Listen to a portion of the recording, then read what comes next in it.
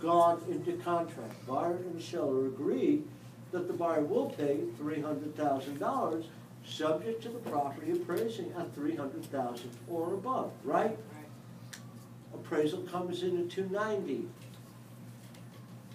Buyer says it doesn't appraise.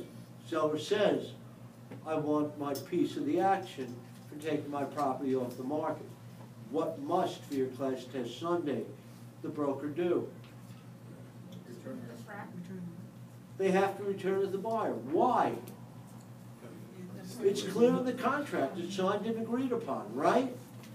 There are lots of contingencies that come up, and you must understand them, and all parties to the contract must understand that the seller, because they agreed it's subject to appraisal, if it came in under 300, they had no right to hold the buyer in default. It's simple as that. It's an agreed upon contingency.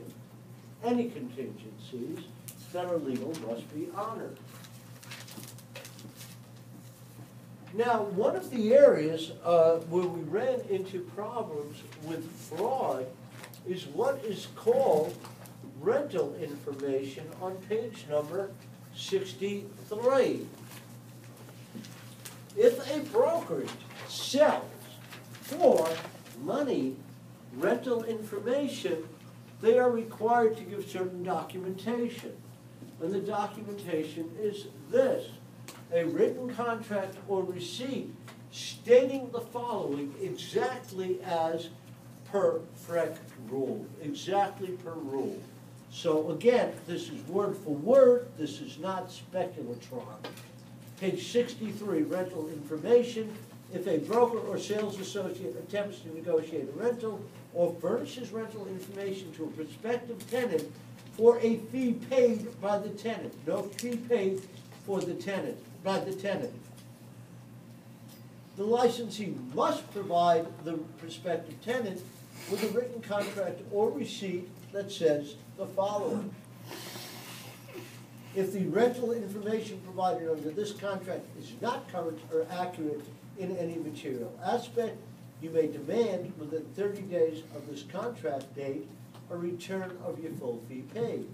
If you do not obtain a rental, you're entitled to receive a return of 75% of the fee paid if you indeed make such a demand within 30 days of the contract date. Now, significantly, the state does not require italics. We give them to you. But here is the penalty criminally for that. Page 64. Again, if the purchaser of the rental list either does not find a rental that they like, which is current on the list, they get 75% of their monies back. If the buyer, again, finds that what is on the list is not available, if they make the claim within 30 days, they may request, and the brokerage must return the full fee paid. And the penalties for this criminally, which we'll talk about more in the next chapter, would be a first-degree misdemeanor carrying with it criminal penalties of up to a year in jail and or a criminal fine of $1,000, a first-degree misdemeanor. Now again, we hear the common street language for fraud and misrepresentation. We must know the legal language that we are regulated under. So it is now time to put on your thinking caps and use the terminology that is required, okay? Now there are certain acts that are legal, and we're going to go through them: concealment, conspiracy, culpable negligence, conversion, failure to account and deliver, a type of conversion, filing false documents, misrepresentation, promises to resell, lotteries, opinions of title, again, things about liens, which we'll talk about, or false or misleading advertising. They could all lead to if a party is damaged.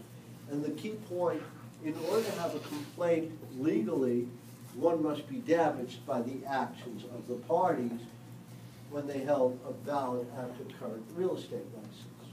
So let's go through them. Now again, the term misrepresentation simply means this. It is a misstatement of fact, and by